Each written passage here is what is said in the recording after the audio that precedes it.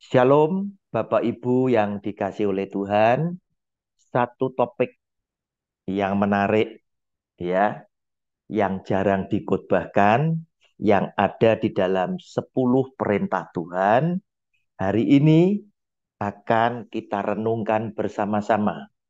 Judul video saya ini, jangan menyebut nama Tuhan Allahmu dengan sembarangan. Kita baca Keluaran pasal 20 ayatnya yang ke-7.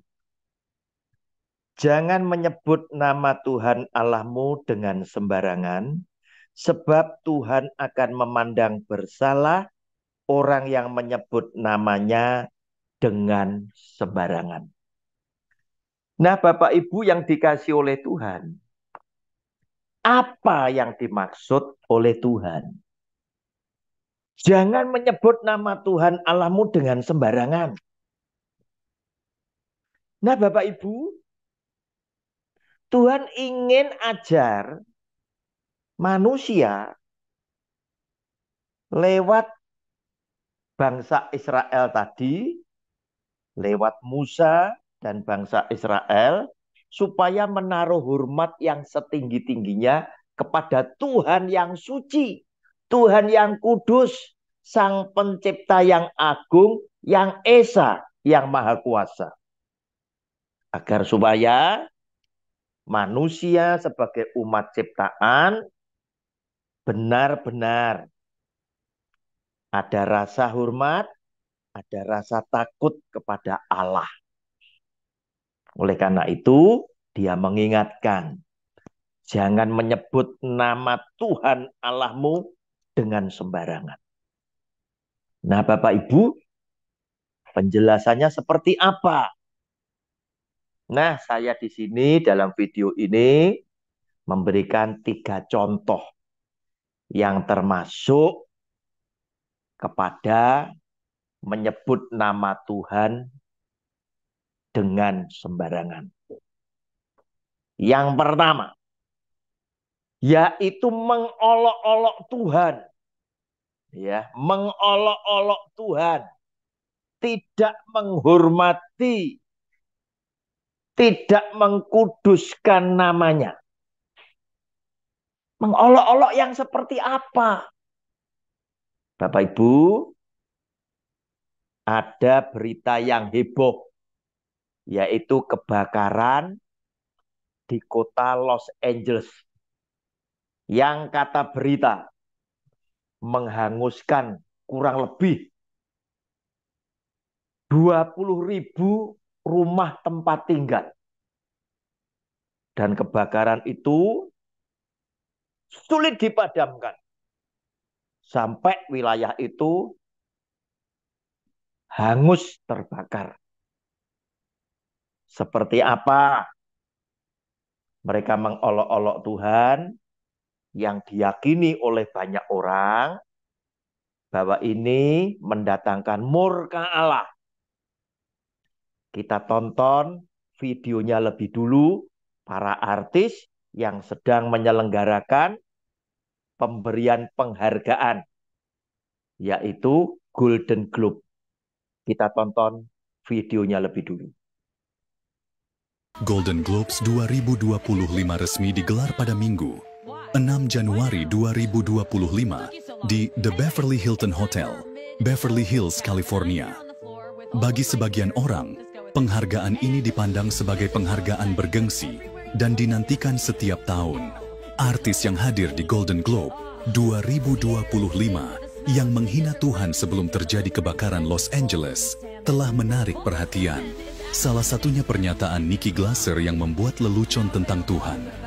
Guyonan ini pun mendapat tawa dari para artis Hollywood yang menghadiri ajang penghargaan bergengsi itu. Selain itu, dikutip dari berbagai sumber, ada artis yang secara tidak langsung menghina Tuhan dan dibenarkan dengan meraih penghargaan Golden Globe. Penasaran? Berikut ulasannya. Nikki Glaser yang hadir di Golden Globe 2025 membuat lelucon tentang polling Globes leaders. Peringkat pertama adalah cast and crew, lalu mom, dan peringkat terbawah adalah Tuhan. Tuhan, pencipta alam semesta, Zero Mention. Tidak heran kalau Tuhan ada di urutan paling bawah, kata Nikki di hadapan tamu undangan Golden Globe. Welcome back. If you're just joining us now, why? Why now? So much has already happened in the first half, and the acceptance speeches have been on fire. Who got shouted out the most? Let's look at the numbers. All right, cast and crew are leading the way with 11 mentions. Moms are holding strong with 3 shout-outs.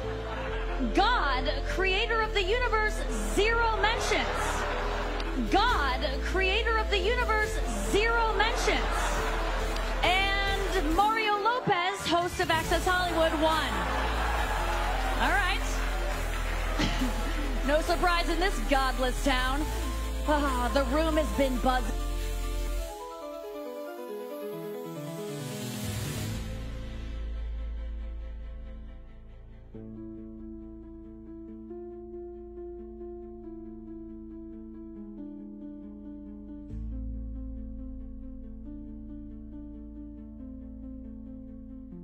Bapak Ibu, di dalam acara yang tadi Anda lihat, Anda bisa menyaksikan sendiri. Mereka kemudian membuat polling, ya, polling dengan memasukkan Tuhan di dalam polling tersebut. Nah, bagi para pemenang, ya, para bintang film yang sukses, yang filmnya itu akan laris ditonton dan bintang filmnya mendapatkan bayaran jutaan dolar atau bahkan ratusan, ya. Mereka adalah orang-orang kaya yang merasa karena mereka sukses, mereka terkenal dan lain sebagainya, sehingga terkadang bisa-bisa mereka menganggap bahwa tanpa Tuhan mereka memang bisa sukses. Nah, Bapak Ibu, dari polling tadi ternyata dibuat bahan olok-olok. Ternyata apa? Mereka tidak memilih nama Tuhan. Ya, dengan arti kata lain, Tuhan tidak ada. Mereka yang merasa sukses mereka itu adalah berkat daripada Allah. Berkat daripada Tuhan. Nah, padahal kita banyak, ya, seringkali melihat orang-orang tertentu yang begitu rohani, begitu mereka sukses, katakanlah mereka selesai melakukan pertandingan tenis atau apa, mereka selalu menengadah ke atas. Kemudian kasih tanda salib. Nah, mereka berkata, Tuhan terima kasih, thanks God. Menandakan bahwa mereka boleh berjuang. Tetapi keberhasilan dan kesuksesan yang dia raih semata-mata karena Tuhan memberkati dia. Nah, Bapak Ibu, tetapi hari itu dalam acara Golden Globe tadi, sebelum Oscar, mereka ini tadi tidak memilih Tuhan. Karena apa? Mereka lebih senang keberhasilan ini oleh karena, ya, sutradara, oleh karena produsen dan lain sebagainya. Nah, Bapak Ibu, yang membuat kepedihan lagi, pembawa acara sengaja membuat ini sebagai bahan guyonan. Ya, guyonan atau mengolok-olok Tuhan. Tuhan dijadikan bahan tertawaan. Loh, Tuhan pencipta alam semesta dapat 0. Tidak ada yang milih. Nah, ini tadi Bapak Ibu. Nah, Bapak Ibu, saya tarik sekarang bahwa menyebut nama Tuhan dengan sembarangan, termasuk mengolok-olok tidak mengkuduskan nama Tuhan, itu bisa mendatangkan hukuman Allah atas pelakunya. Ada tidak dalam Alkitab Sekarang saya tunjukkan, ya, ada orang yang namanya Musa dan Harun. Wah, ini nabi yang luar biasa yang saya kagumi di perjanjian lama. Musa kedekatannya dengan Tuhan sungguh luar biasa sampai-sampai Alkitab menulis. Tuhan bersabda, hanya dengan Musa, kalau aku berbicara dengan Musa, aku berhadapan-hadapan dengan Musa seperti seorang sahabat. Luar biasa. Bapak Ibu, namun apa yang terjadi? Mazmur 106, kita baca ayat 32 dan 33. Mereka menggusarkan dianya huruf besar. Mereka itu adalah bangsa Israel yang sedang marah dengan Musa karena tidak ada air. Dekat air Meriba. Sehingga Musa kena celaka karena mereka. Sebab mereka memaitkan hatinya. Orang Israel memaitkan hatinya Musa. Sehingga ia, huruf kecil Musa, teledor dengan kata-katanya. Nah, Bapak Ibu, akibat Musa teledor dengan kata-katanya, Tuhan menghukum Musa. Musa tidak boleh bersama Harun masuk ke negeri Kanaan. Negeri yang dijanjikan padahal sudah di depan mata. Nah, Bapak Ibu, apa yang membuat Musa teledor? Banyak pembicara, banyak pengkhotbah atau pendeta mengkhotbahkan ini. Musa tidak boleh masuk itu karena Musa mukul gunung. Salah, Bapak Ibu. Karena mukul gunung, salah satunya diperintahkan oleh Tuhan. Begitu loh. Tapi Musa tidak mengkuduskan nama Tuhan. Dan Musa tidak menunjukkan keyakinannya dia percaya kepada Tuhan, itulah yang membuat Musa tidak boleh masuk. Kita baca dua bagian bacaan ya. Keluaran 17 ayat 4 sampai 7 ya. Judulnya Di Masa dan Meriba. Ceritanya tidak ada air. Orang Israel marah dengan Musa. Nah, di sini kelihatan Musa tidak menunjukkan kepercayaannya kepada Tuhan yang sudah membebaskan mereka dari tangan Firaun. Begitu loh. Lalu berseru-serulah Musa kepada Tuhan, katanya, apakah yang akan kulakukan kepada bangsa ini? Sebentar lagi mereka akan melempari aku dengan batu. Mana yang lebih menakutkan antara orang-orang Israel yang marah dengan Musa atau pasukan berkuda Firaun yang mengejar rombongan Musa bersama Israel di tepi Laut Teberau?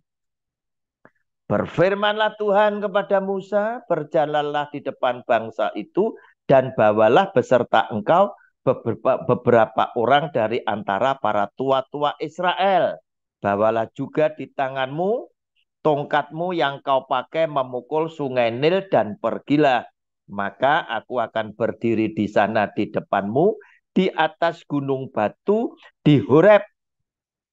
Garis bawahi Bapak Ibu, haruslah kau pukul gunung batu itu. Nah, memukul gunung batu itu memang diperintahkan. Bukan Musa punya temperamen yang kasar, ya. Haruslah kau pukul gunung batu itu.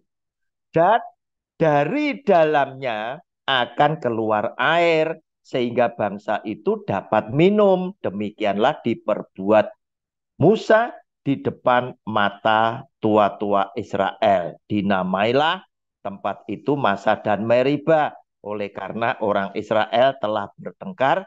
Dan oleh karena mereka telah mencobai Tuhan dengan mengatakan, adakah Tuhan di tengah-tengah kita atau tidak? Nah, Bapak Ibu, jadi jelas ya. Musa itu karena apa? Di situ kelihatan, wah Tuhan, sebentar lagi mereka akan melempari batu aku. Musa tidak percaya kepada Tuhan yang sudah menolong 10 kali dengan tulah kepada Mesir, 1 kali nyebrang Laut Teberau. Nah, Bapak Ibu, Musa kelihatan tidak percaya.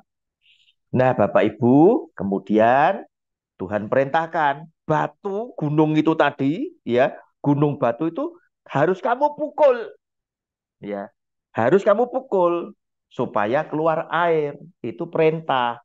Nah, sekarang kita lihat bacaan yang lain ada di Bilangan. Bilangan pasal 20, saya bacakan, ya. Nanti Bapak Ibu baca yang komplit juga ya. Bilangan pasal 20 ayat 7 sampai dengan 12 ya. Tuhan berfirman kepada Musa, ambillah tongkatmu itu dan engkau dan Harun kakakmu harus menyuruh umat itu berkumpul. Katakanlah di depan mata mereka kepada bukit batu itu supaya diberi airnya. Demikianlah engkau mengeluarkan air dari bukit batu itu bagi mereka dan memberi minum umat itu serta ternaknya. Dalam bacaan ini perintah memukul tidak ada, tapi suruh bilang kepada gunung batu itu.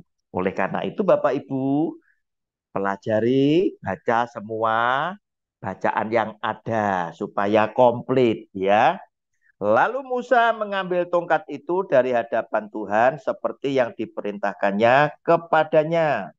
Ketika Musa dan Harun telah mengumpulkan jemaah itu di depan bukit batu itu, berkatalah ia kepada mereka, dengarlah kepadaku, hai orang-orang durhaka, apakah kami?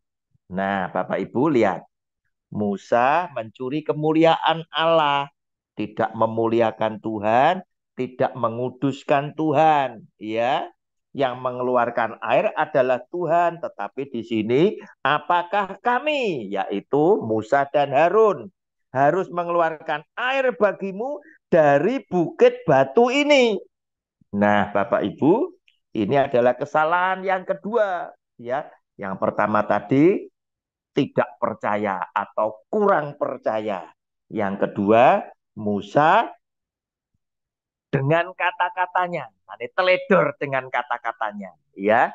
Dia tidak bilang bahwa Tuhan akan mengeluarkan air dari gunung batu ini, tetapi Musa bilang, apakah kami, yaitu Musa dan Harun, harus mengeluarkan air bagimu dari bukit batu ini. Sesudah itu, Musa mengangkat tangannya, lalu memukul bukit batu itu dengan tongkatnya 2 kali. Maka keluarlah banyak air sehingga umat itu dan ternak mereka dapat minum. Nah, Bapak Ibu, kalau Anda sebagai pembicara cuma bacanya bilangan ini tadi, Anda pasti akan bilang, Musa melanggar perintah, wong tidak disuruh memukul kok dipukul, kan begitu. Iya. Tetapi jika Anda membaca 2 bacaan, Anda nanti akan mencari referensi yang lain. Maka ketemulah Mazmur 106 ayat 32 dan 33 bahwa ternyata Musa itu teledor dengan kata-katanya. Bukan soal gunung batu itu dipukul oleh Musa sehingga Musa tidak boleh masuk, tetapi memukul gunung batu itu di Keluaran pasal 17 ayat 4 sampai 7 memang diperintahkan oleh Tuhan. Ya, Bapak Ibu, ya. Ya, sesudah itu Musa mengangkat tangannya lalu memukul bukit batu itu dengan tongkatnya 2 kali, maka keluarlah banyak air sehingga umat itu dan ternak mereka dapat minum. Tetapi Tuhan berfirman kepada Musa dan Harun, garis bawahi, karena kamu tidak percaya kepadaku. Ya, tadi ya.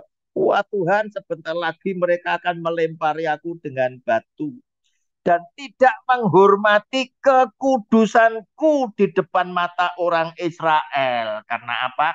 Karena kamu bilang, apakah kami akan mengeluarkan? Berarti Musa dan Harun yang mengeluarkan air. Kamu tidak menghargai Tuhan yang berkarya mengeluarkan air dari gunung batu itu tadi.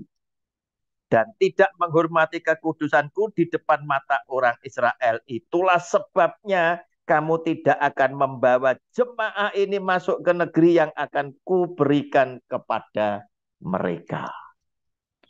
Bapak Ibu jelas ya. Musa tidak boleh masuk karena apa? Tidak percaya kepada Tuhan, kemudian tidak menghormati, tidak mengkuduskan Tuhan di hadapan orang Israel. Bahwa yang membuat gunung batu ini mengeluarkan air adalah Tuhan. Yang membuat kalian bisa minum dan ternakmu bisa minum adalah Tuhan, Sang Pencipta alam semesta ini. Yang bisa membuat kamu berhasil dalam Golden Globe, dalam Oscar adalah Tuhan. Begitu loh ya. Pak Ibu. Kemudian yang kedua, apa yang termasuk dengan menyebut nama Tuhan Allahmu dengan sembarangan? Nah, Bapak Ibu, yaitu adalah tampilnya seorang penyesat. Ya, tampilnya seorang penyesat. Bisa pendeta, penginjil, pembicara, apapun yang bicara tentang Alkitab firman Allah, tetapi mereka menafsirkan menurut kehendaknya sendiri. Tidak seperti isi hati Tuhan. Itu juga sama dengan mereka yang menyebut nama Tuhan Allahmu dengan sembarangan. Sebab mereka mengajar Alkitab ya, itu pakai atas nama Yesus Kristus Tuhan. Oleh karena itu, Anda jangan heran ketika orang mengajar Alkitab demi nama Tuhan, mengusir setan demi nama Tuhan, bernubuat demi nama Tuhan, kemudian mendatangkan mujizat demi nama Tuhan. Tuhan Yesus bilang apa? Aku tidak pernah mengenal engkau, enyahlah engkau hai pembuat kejahatan. Sebab yang diajarkan tidak sesuai dengan isi hati Tuhan. Bapak Ibu, kita baca lebih dulu ya rekomendasinya ya. 2 Petrus pasal 1, 2 Petrus pasal 1 ayatnya yang ke-20 dan 21 ya. Yang terutama harus kamu ketahui ialah bahwa nubuat-nubuat dalam kitab suci tidak boleh ditafsirkan menurut kehendak sendiri. Sebab tidak pernah nubuat dihasilkan oleh kehendak manusia, tetapi oleh dorongan Roh Kudus. Orang-orang berbicara atas nama Allah. Nah, Bapak Ibu hati-hati. Pembicara pendeta yang khotbah di atas mimbar Allah yang kudus itu bicara atas nama Tuhan. Jadi, kalau kamu menyampaikan tafsir yang tidak sesuai dengan Roh Kudus, tidak sesuai dengan isi hati Tuhan, jelas kamu menyesatkan umat. Kamu adalah penyesat. Ini termasuk dengan menyebut nama Tuhan Allahmu dengan sembarangan. Nah, Bapak Ibu biar jelas dalam video saya, tentunya Anda akan bertanya, seperti apa Pak Roni contohnya? Mari kita lihat. Matius pasal 19 ayat 16 sampai dengan 26 ya, 26. Ya, judul bacaannya Orang Muda yang Kaya. Ayat 16 mulai, ada seorang datang kepada Yesus dan berkata, Guru, perbuatan baik apakah yang harus kuperbuat untuk memperoleh hidup yang kekal? Nah, Bapak Ibu, dari ayat yang pertama, ayat 16 ini, sudah jelas konteksnya adalah pemuda ini tadi yang kaya, yang hebat ini tadi, bertanya kepada Tuhan Yesus. perbuatan apa yang perlu aku lakukan lagi supaya aku memperoleh hidup yang kekal. Urusannya dengan hidup kekal. Nah, ada seorang pendeta besar di Jawa Timur yang menafsirkan seenak pikirannya sendiri. Dikaitkan dengan persepuluhan. Jelas salah. Pendeta ini ingin meyakinkan jemaatnya pakai ayat yang ini. Padahal ayat ini urusannya adalah hidup kekal, bukan persepuluhan. Pendeta ini bilang, lihat, Anda dibebani persepuluhan itu ringan. Cuma 10%. Menurut perjanjian lama. Coba kalau kamu mau ikut perjanjian baru, ikut Yesus. Nah, ini menyebut nama Tuhan dengan sembarangan. Coba kamu ikut Yesus. Apa yang dikatakan oleh Yesus di dalam Alkitab ini? Jual seluruh hartamu dan bagikan semua kepada orang miskin dan ikutlah aku. Kamu diminta 100%. Nah, pendeta ini ingin memberikan keyakinan kepada jemaatnya bahwa 10% persepuluhan itu ringan. Kalau ikut Yesus berat, diminta 100%. Ini sama dengan menyebut nama Tuhan Allahmu dengan sembarangan. Padahal ayat 16 jelas dikatakan. Saya bacakan lagi dan lanjut. Ada seorang datang kepada Yesus dan berkata, Guru, perbuatan baik apakah yang harus kuperbuat untuk memperoleh hidup yang kekal? Jawab Yesus, apakah sebabnya engkau bertanya kepadaku tentang apa yang baik? Hanya satu yang baik. Tetapi jikalau engkau ingin masuk ke dalam hidup, turutilah segala perintah Allah. Kata orang itu kepadanya, perintah yang mana? Kata Yesus, jangan membunuh, jangan berzina, jangan mencuri, jangan mengucapkan saksi dusta. Hormatilah ayahmu dan ibumu dan kasihlah sesamamu manusia seperti dirimu sendiri. Kata orang muda itu kepadanya, semuanya itu telah kuturuti, apalagi yang masih kurang. Nah, Bapak Ibu, orang ini hebat loh. 10 perintah Allah dia berhasil jalankan. Kata Yesus ayat 21. Yang tetap tidak boleh dipelintir. Kata Yesus kepadanya, jikalau engkau hendak sempurna, pergilah. Juallah segala milikmu dan berikanlah itu kepada orang-orang miskin, maka engkau akan beroleh harta di surga. Kemudian datanglah kemari dan ikutlah aku. Konteksnya Tuhan Yesus tetap sama. Kalau kamu mau mendapatkan hidup yang kekal, kamu mau menjadi yang semakin sempurna, Tuhan Yesus bilang, juallah seluruh hartamu. Ya, Bapak Ibu perhatikan, ini memasuki hal yang penting supaya Anda mendapat berkat. Jual semuanya. Bagikan kepada mereka dan ikutlah aku. Lanjut, 22. Ketika orang muda itu mendengar perkataan itu, pergilah ia dengan sedih. Sebab banyak hartanya. Ini konglomerat zaman itu.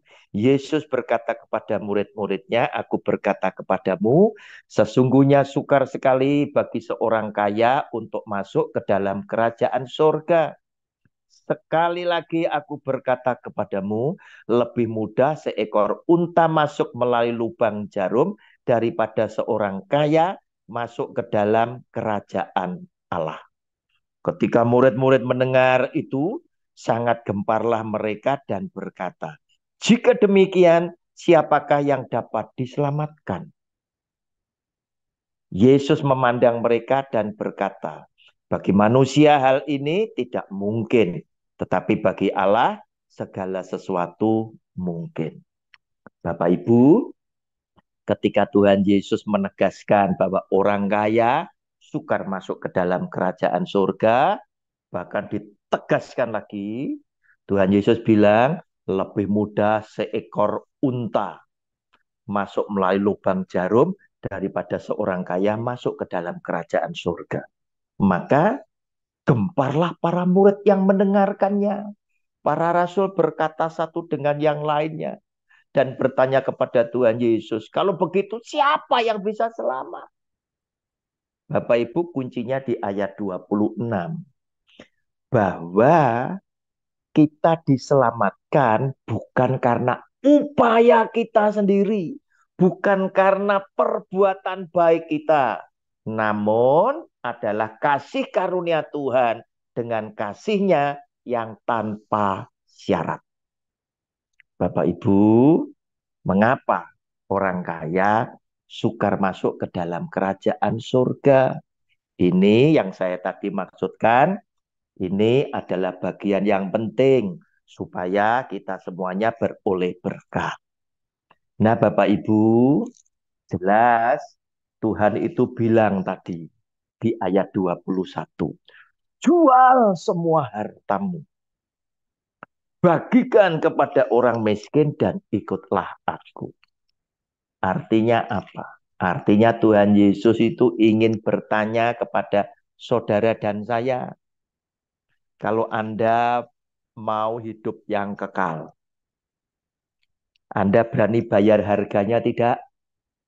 Sebab harga hidup yang kekal itu setara seluruh harta yang kamu miliki. Kamu berani tidak?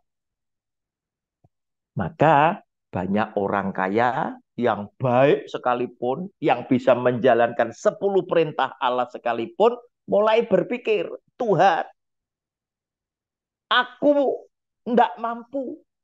Mengapa? Aku bekerja untuk dapat sukses supaya keluargaku sejahtera. Anak cucuku dapat warisan.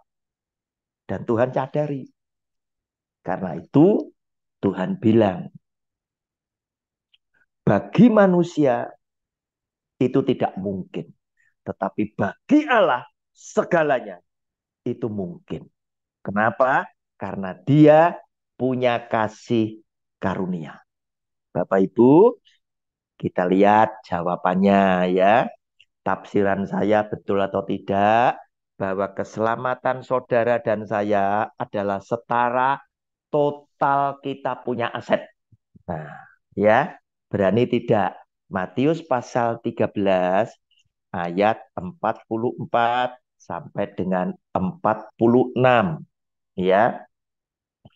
Ini jangan dipelesetkan di persepuluhan. Salah, pendeta salah sampean ya. Karena sampean moto duiten, orang Jawa bilang ngelihat duit motone male ijo begitu loh ya. Mestinya Anda adalah orang yang pandai, wong pernah sekolah di luar negeri. Nah, Bapak Ibu, ini ya. Matius pasal 13 ayat 44 ya. Perumpamaan tentang harta terpendam dan mutiara yang berharga. Hal kerajaan surga itu seumpama harta yang terpendam di ladang, yang ditemukan orang, lalu dipendamkannya lagi. Oleh sebab sukacitanya, pergilah ia menjual, garis bawahi menjual seluruh miliknya, lalu membeli ladang itu. Berarti seluruh harta miliknya dijual untuk ditukarkan dengan ladang itu yang ada mutiara yang terpendam tadi. Demikian pula hal kerajaan surga itu seumpama seorang pedagang yang mencari mutiara yang indah.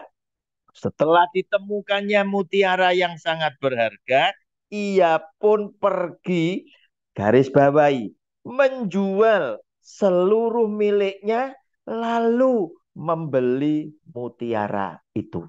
Artinya, hal kerajaan surga, hal keselamatan dalam hidup kekal, setara dengan seluruh harta milikmu tadi yang harus kamu jual seluruhnya untuk kamu tukarkan dengan keselamatan hidup kekal yang berharga. Bapak Ibu, Tuhan sadari kamu tidak mampu. Karena itu dia memberikan penghiburan ya kepada para rasul, kepada saudara dan saya. Bagi kamu, bagi manusia itu mustahil.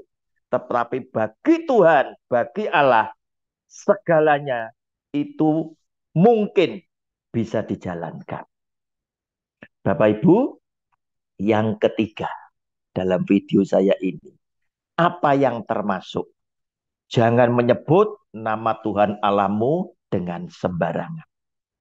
Yaitu pendusta ya, yang suka memakai nama Tuhan untuk meyakinkan dustanya. Yaitu para pembicara pendeta yang suka ngomong, yang suka bernubuat, tapi nubuatannya tidak terjadi. Yang suka khotbah dengan cerita-cerita dongeng yang tidak ada di dalam Alkitab. Tetapi meyakinkan dustanya tetap memakai nama Yesus Kristus Tuhan. Bapak Ibu, contohnya jelas ya. Yeremia pasal 14 ayat 13 sampai 15 ya. Lalu aku berkata, aduh Tuhan Allah, bukankah para nabi telah berkata kepada mereka? Ini nabi yang lain di luar Yeremia itu bernubuat. Kamu tidak akan mengalami perang dan kelaparan tidak akan menimpa kamu. Tetapi aku akan memberikan kepada kamu damai sejahtera yang mantap di tempat ini. Jawab Tuhan kepadaku. Tuhan menjawab kepada Yeremia, para nabi itu bernubuat palsu demi namaku. Aku tidak mengutus mereka, tidak memerintahkan mereka, dan tidak berfirman kepada mereka. Mereka menubuatkan kepadamu penglihatan bohong, ramalan kosong, dan tipu rekaan hatinya sendiri. Sebab itu, beginilah firman Tuhan mengenai para nabi yang bernubuat demi namaku, padahal aku tidak mengutus mereka, dan yang berkata perang dan kelaparan tidak akan menimpa negeri ini, para nabi itu sendiri akan habis mati oleh perang dan kelaparan. Nah, Bapak Ibu, itulah yang dialami oleh Yeremia, ya. Dan pada waktu di zaman Perjanjian Lama, Allah itu betul-betul tegas sekali. Nabi yang tidak diutus oleh Tuhan untuk bernubuat, nabi itu harus mati. Nah, nampaknya berbeda sekali dengan zaman kita, zaman kasih karunia. Yesus Tuhan masih mau memberikan waktu menanti kalian bertobat dengan mencabut kata-katamu. Ya. Jika tidak, Tuhan akan menghadirkan sakit penyakit sebagai peringatan, persoalan rumah tangga sebagai peringatan, masa depan anak cucumu sebagai peringatan, dan lain sebagainya. Dengan maksud dan tujuan mendatangkan kebaikan dari kesesatan yang kamu sudah sebarkan. Bapak Ibu, Yeremia 28 ayat 8 sampai 17 ya. Judulnya Nabi Yeremia lawan Nabi Hananya. Ya, ada dua nabi. Yeremia musuh dengan Hananya. Ayat 8 mulai sampai 17. Nabi-nabi yang ada sebelum aku dan sebelum engkau dari dahulu kala telah bernubuat kepada banyak negeri dan terhadap kerajaan-kerajaan yang besar tentang perang dan malapetaka dan penyakit sampar. Tetapi mengenai seorang nabi yang bernubuat tentang damai sejahtera, jika nubuat nabi itu digenapi, maka barulah ketahuan bahwa nabi itu benar-benar diutus oleh Tuhan. Kemudian Nabi Hananya mengambil gandar itu daripada tengkuk Nabi Yeremia, lalu mematahkannya. berkatalah Hananya di depan mata seluruh rakyat itu, beginilah firman Tuhan, dalam 2 tahun ini, begitu jugalah aku akan mematahkan kuk Nebukadnezar, Raja Babel itu, daripada tengkuk segala bangsa. Tetapi pergilah Nabi Yeremia dari sana. Maka sesudah Nabi Hananya mematahkan gandar daripada tengkuk Nabi Yeremia, datanglah firman Tuhan kepada Yeremia. Pergilah mengatakan kepada Hananya, beginilah firman Tuhan, engkau telah mematahkan gandar kayu, tetapi aku akan membuat gandar besi sebagai gantinya. Sebab beginilah firman Tuhan semesta alam, Allah Israel, kuk besi akan kutaruh ke atas tengkuk segala bangsa ini, sehingga mereka takluk kepada Nebukadnezar, Raja Babel. Sungguh mereka akan takluk kepadanya. Malahan binatang-binatang di padang telah kuserahkan kepadanya.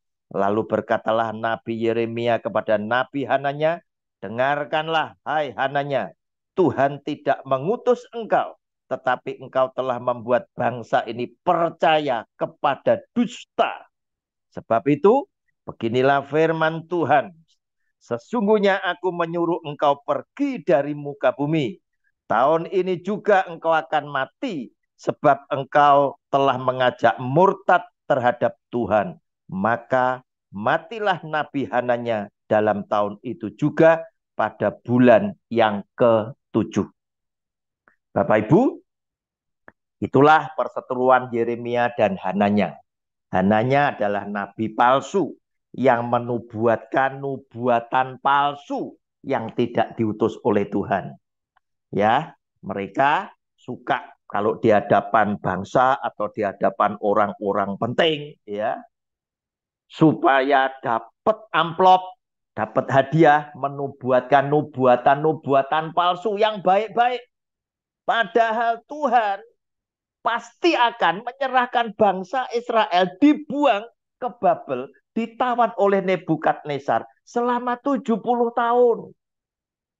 Oleh karena itu, nubuatannya bertolak belakang. Nah, Yeremia membawa nama Tuhan bahwa bangsa ini akan ditekan, akan ditawan oleh Nebukadnezar.